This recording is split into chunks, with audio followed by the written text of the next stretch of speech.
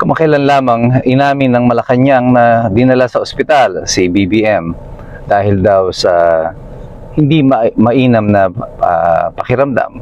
Later on, lumabas si BBM at inamin niya na siya ay merong sakit na diverticulitis. Anong implikasyon ng karamdaman ito ng Pangulo sa pangkalahatang larawan ng politika sa Pilipinas? Ito po muli si Attorney Mike Operario at pag-usapan natin yan sa araw na ito. Sabi ni Attorney Guanzon, overdose daw ito. Sabi ng Malacanang, diverticulitis. Sabi ni Claire Castro, walang dapat ikabahala. At the President is back doing his job. Ano nga ba ang totoo? Well, ano man ang tunay na karamdaman ng Pangulo, ang mahalaga nito ay ang kanilang pag-amin na siya ay na-ospital. Ang kanyang sinasabi, kung totoo ito na ang sakit niya ay diverticulitis, hindi po ito normal na karamdaman na parang sinasabi ni Claire Castro na dahil sa sobrang sipag ng presidente, ay nagkaroon siya nito. Ang stress po ay hindi nagiging sanhi ng diverticulitis. Ito ay isang sakit na kung saan nagkakaroon ng pamamaga o nagkakaroon ng mga bukol ang iyong bituka at nagiging mahirap sa iyo ang pagdumi. Ito po yung discomfort na sinasabi ni Claire Castro.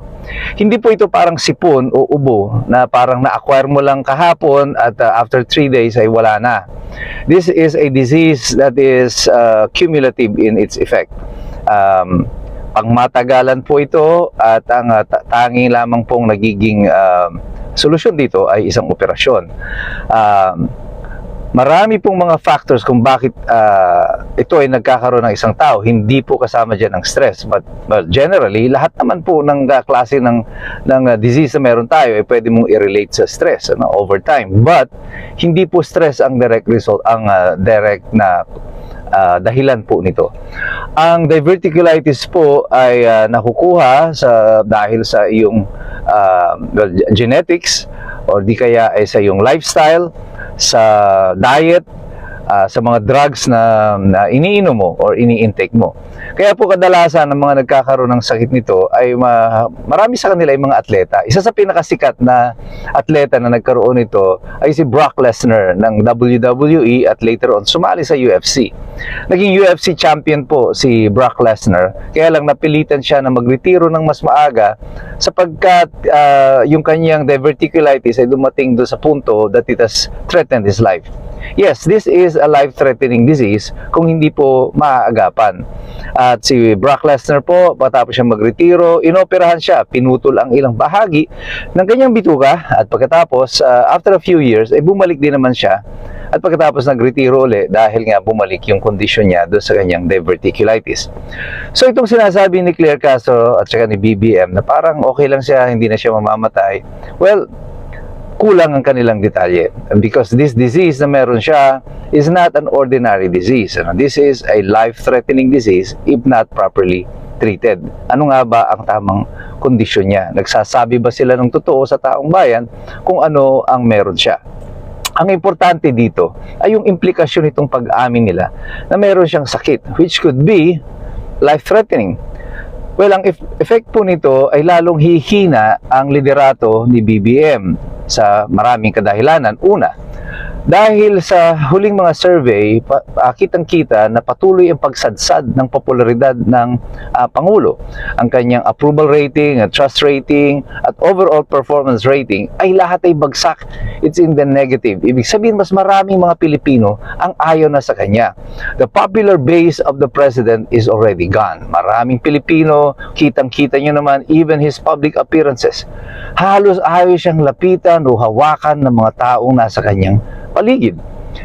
Dahil dito, yung kanyang political stock ay na dapat nagmumula lamang doon sa mga taong naniniwala sa kanya ay wala na, is virtually gone and watered away. Ngayon, kung ako yung kandidato na i-endorso ni BBM, matatakot ako. Kasi baka ang pag-endorso ni BBM ay magiging kiss of death. Ito ang dahilan kung bakit ang administrasyon wala pa po silang mapisil na magiging successor niya. Sapagkat tila walang mga politiko ang nais na magmana ng legasiya na iiwan ni BBM. At kung sila ang i-endorse ni BBM, mas malamang matalo pa sila. Ganyan-ganyan nangyari dito sa mga senador. ng administrasyon. Dahil sa mga endorsement ni BBM, ay lalo pang nagkatalo. At yung iba nga noon, nasa gitna ng kampanya, parang gusto na nga daw na wag nang palabasin si BBM sa kanilang mga kampanya. At tama naman po sila. Ikalawa na dahilan ng kanyang paghina ay itong kanyang physical na kondisyon. Kung ang kanyang mga kapanalig ngayon ay naniniwala na si BBM ay may malubhang karamdaman, which is life-threatening, they know that their position is also threatened. Kasi pag namatay si BBM o mawala siya o mapilit siya mag-resign dahil sa kanyang karamdaman, si Sara Duterte ang papalit.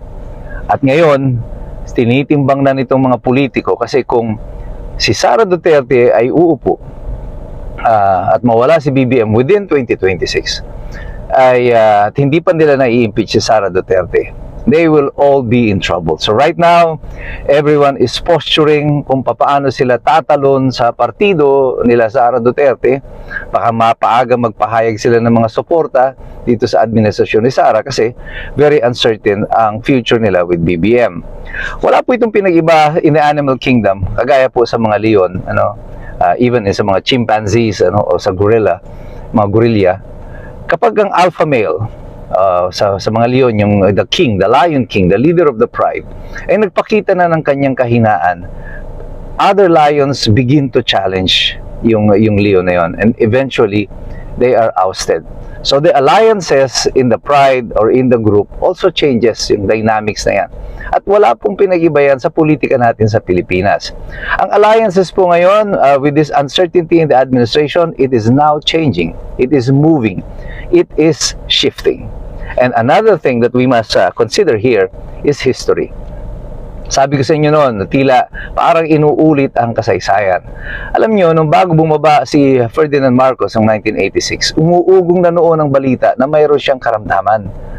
At para patunayan na wala siyang sakit, ang ginawa noon ni Ferdinand Marcos, yung tatay ni Bongbong, ay naghubad siya in camera, pinakita yung kanyang katawan, nagfe-flex, very weird ang itsura, hanapin nyo yan, makikita nyo yan sa YouTube.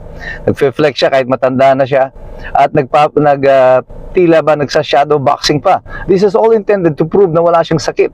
But when he was ousted in 1986, nakita nila sa loob ng Malacanang mayroong sariling dialysis machine, si Ferdinand Marcos. At ang malinaw noon, itinago niya talaga yung kanyang karamdaman. And hindi po malayo ngayon na pati ang administrasyon ni Bongbong Marcos ay tinatago din ng kanyang totoong karamdaman. History repeating itself. Parehong-pareho, 40 years apart. Today, when Marcos was ousted, he was 68 years old. Today, Bongbong is also 68, turning 68 years old. So, anong meron sa history natin? Inuulit nga ba ito? Ako, noon pa sinasabi ko na sa inyo, yung paghina ni Bongbong Marcos since 2025 that he has become a lame duck president after the senatorial election now continues. Naramdaman niya na yan pagkatapos ng senatorial election, nag-umpisa yung investigasyon sa flood control, nag-alisa niya ang mga kasamahan, ang kanyang hanay hindi dumadami kundi nababawasan. And things are not going well for this administration. Kanya po tayong lahat, patuloy tayong nagmamatsyag, patuloy tayong nagbabasa, patuloy tayong nag-aaral. Hindi na tayo maloloko ng administrasyon na ito. Nagbabantay tayo, nag-aaral, sapagkat alam natin, mahirap makialam ang taong walang alam. God bless you. God bless us all. Mabuhay ang Republika ng Pilipinas.